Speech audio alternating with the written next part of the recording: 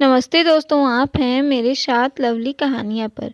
आज हम लोग एकादशी व्रत कथा सुनेंगे, तो चलिए बिना देर के वीडियो को शुरू करते हैं।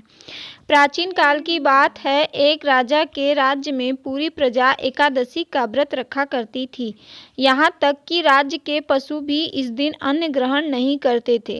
एक बार उस राज्य में एक दूसरे राज्य से एक व्यक्ति आया। उसने राजा से प्रार्थना की कि हे राजन, मुझे काम की तलाश है, आप मुझे नौकरी पर रख लें, आपकी बहुत कृपा होगी। राजा ने कहा, मैं तुम्हें नौकरी जरूर दूंगा, लेकिन एक शर्त माननी होगी। इस राज्य में एकादशी व्रत करने की अनिवार्यता है, जिसका तुम्हें पालन करना होगा। एकादशी तिथि आने पर तुम अन्न ग्रहण नहीं कर सकते। वो व्यक्ति भी सभी शर्तें मानने को तैयार हो गया। कुछ दिनों बाद एकादशी तिथि आई और राज्य के सभी लोगों के संग उस व्यक्ति ने भी एकादशी का व्रत किया। लेकिन जैसे जैसे दिन बीतता चला गया, उस व्यक्ति की भूख भी तेज होती चली गई।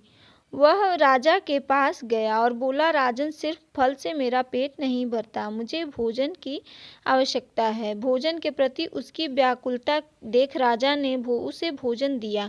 नदी किनारे जाकर उसने भोजन बनाया। जब भोजन बन गया तो वह भगवान विष्णु को बुलाया और बोला, भगवान आइए, भोजन तैयार है, भोजन कर लीजिए। बुलाने पर पीताम्बर धारण किए भगवान चतुर्भुज रूप में आ पहुँचे और प्रेम से उसके साथ भोजन करने लगे। भोजन करके भगवान अंतर्ध्यान हो गए। वो व्यक्ति अपने काम पर चला गया। अगली एकादशी आने पर वो राजा से फिर वही बात कहता कि मैं भूखा रह जाता हूँ।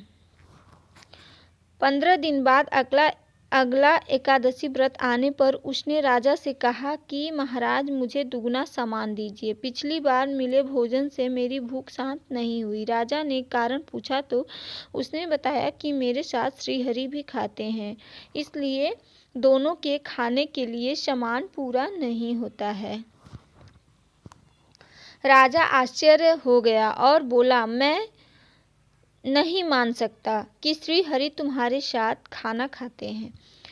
मैं तो इतना व्रत रखता हूँ, भक्ति करता हूँ, पूजा करता हूँ, पर भगवान ने मुझे कभी दर्शन नहीं दिए और तुम्हें कैसे दे दिए?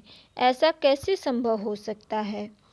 राजा की बात सुनकर वह बोला, महाराज, यदि विश्वास ना हो तो आप स्वयं चलकर साथ देख लीजिए। राजा एक पेड़ के पीछे छिपकर बैठ गए। उस व्यक्ति ने भोजन बनाया और भगवान को पुकारना शुरू कर दिया और अंत में उसने कहा, हे भगवान, यदि आप आज नहीं आए तो मैं नदी में कूदकर प्राण दे दूंगा। लेकिन भगवान नहीं आए। तब वह प्राण त्यागने के उद्देश्य से नदी की तरफ बढ़ गया।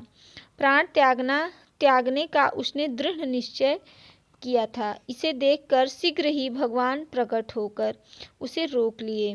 साथ बैठकर भोजन किया। भोजन कर के भगवान वापस अपने धाम को चले गए।